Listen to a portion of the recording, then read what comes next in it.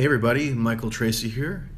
As amusing, disquieting, annoying story has been circulating the past couple days, so I wanted to just draw your attention to it, and it's definitely ripe for further examination. So that's what I intend to do. But Kurt Eichenwald, who is a journalist of some stature according to certain people, always finds a way to get himself into the news, and his latest tack in doing so was to seek criminal charges against a Twitter troll. That's right, he sought to seek criminal charges, meaning the type of charges which get you sent to jail for a very long time, against a certain Twitter troll who had done something unkind to him over Twitter. So that was back in December. You may recall that Eichenwald had been on the Tucker Carlson show on Fox and got himself in a bit of a bind. He ended up really kind of just going off the rails. He lifted up a binder, and Eichenwald didn't come out looking particularly savvy. And then later that night, after he received a torrent of criticism for his sort of loony performance, a Twitter troll by the name of, quote, Jew Goldstein tweeted a GIF at Eichenwald. And Eichenwald is known to be epileptic or suffer from epilepsy, and the tweet was obviously designed to potentially trigger some kind of epileptic episode, and according to Eichenwald, it did just that. He suffered a seizure as a result of viewing this tweet, and this was known because his wife supposedly got on Twitter and replied to this troll and relayed that a seizure had been induced and that she was contacting the authorities. So one sort of odd wrinkle to the story has always been, if Eichenwald was really in the midst of a serious medical episode, would the first instinct of his wife to be to get onto Twitter and replied to a troll? I am a little skeptical of that. I guess it's possible. Who knows? But it's just sort of an odd wrinkle. Sorry, I just noticed my hair is really messed up. Anyway, so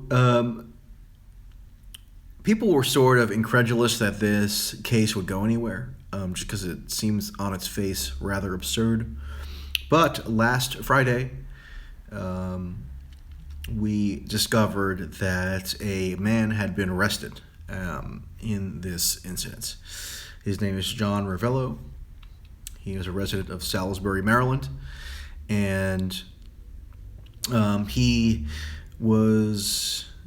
now accused. He stands accused of sending this particular tweet. So I just wanted to go through a few of the details that have now been revealed, because now we have the full criminal complaint and also an indictment, a grand jury indictment. So Ravello now has the misfortune of facing multiple sets of charges at both the state and federal level. So the federal charges that he has been levied with have to do with cyber stalking.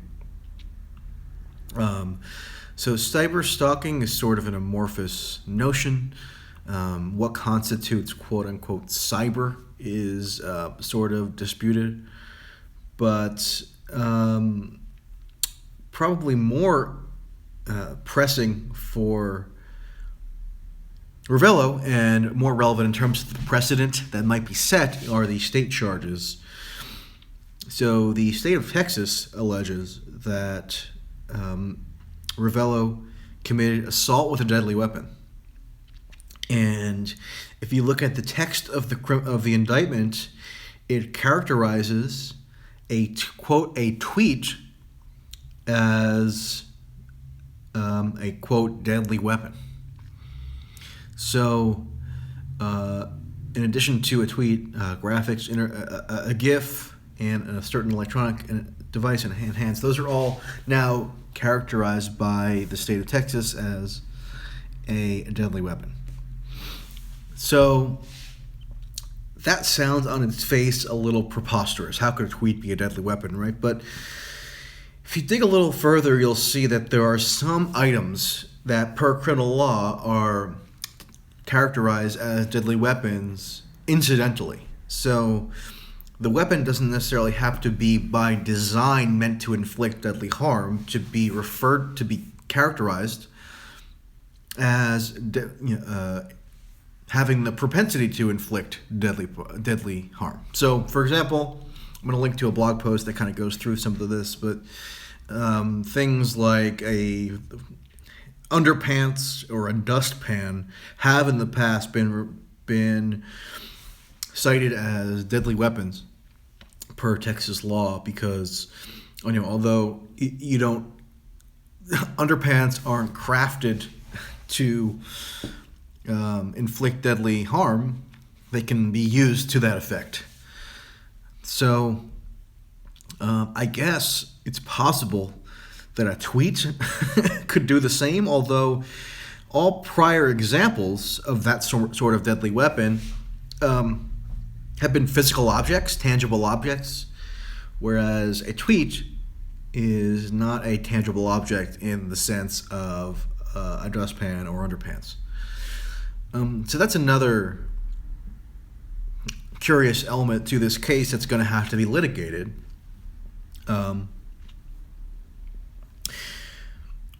So the other thing is this Ravello guy obviously was, if we're going to take what's alleged here at face value, which we ought not to, but let's just stipulate that everything that's outlined in these various complaints is accurate. Ravello is sort of he didn't take the correct steps to conceal his identity, and his intention clearly was to conceal his identity because he purchased a, quote, burner phone to create a phony Twitter account, an anonymous Twitter account, because he didn't want his identity to be known.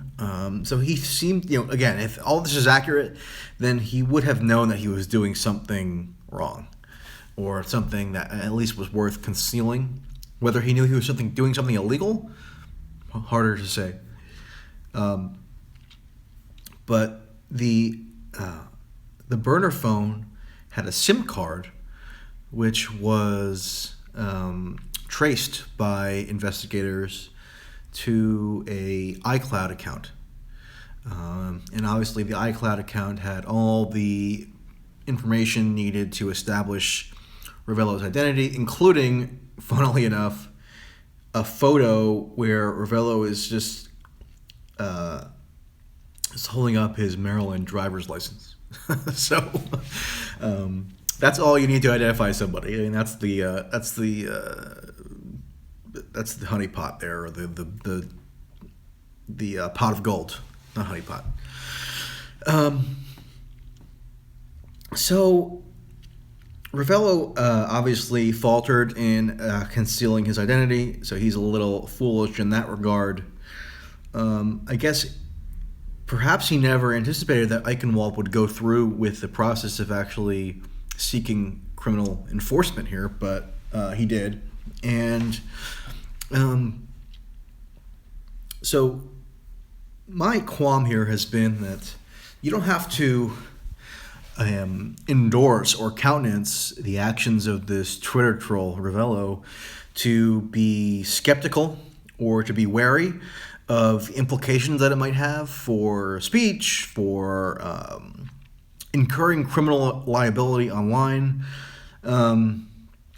So I would not encourage anybody to engage in the conduct that Ravello allegedly engaged in, but at the same time, I'm wary of criminal law being used to enforce these kinds of strictures. Just because it's easily foreseeable how it could be broadened to implicate people who maybe are of a more sympathetic character than Ravello. Um, and the other thing is, Eichenwald himself is a sort of deranged person. He seems to be a bit of a fabulist. He has claimed that he received secret briefings from the CIA. He has said that his assertion that Trump was once institutionalized in a mental ward was not an assertion of fact, but a signal to a source. So Eichenwald, if you follow his trajectory, has questionable features that would make you be understandably skeptical of his veracity. So it's an interesting case. All the relevant documents now seem to be out. Eichenwald is just sort of a delusional figure. So there is a dearth of credibility on both sides. I'd be very interested to cover this if it were to go to trial. I don't know if it will be going to trial. I tend to doubt that at this point because it seems like Ravello has attempted to issue apologies to Eichenwald and has seemingly admitted guilt, even if he hasn't done so formally yet. But and then you have up to 99 years in prison. He could be facing even from just one of these charges. So there's serious prison time here because he's charged with intent to kill and inflict serious bodily damage. So I tend to doubt that this will go to trial, but I really want it to go to trial because it would be just great to see Eichenwald and his wife potentially on the witness stand, substantiating their accounts of what actually happened here. Perhaps there was more fabulism involved. But either way, it's an interesting case. And again, I'll link to the blog post that I've been referencing here. I hope to potentially interview somebody who has a more comprehensive understanding of what all this entails legally. So be on the lookout for that, and I will talk to you all later.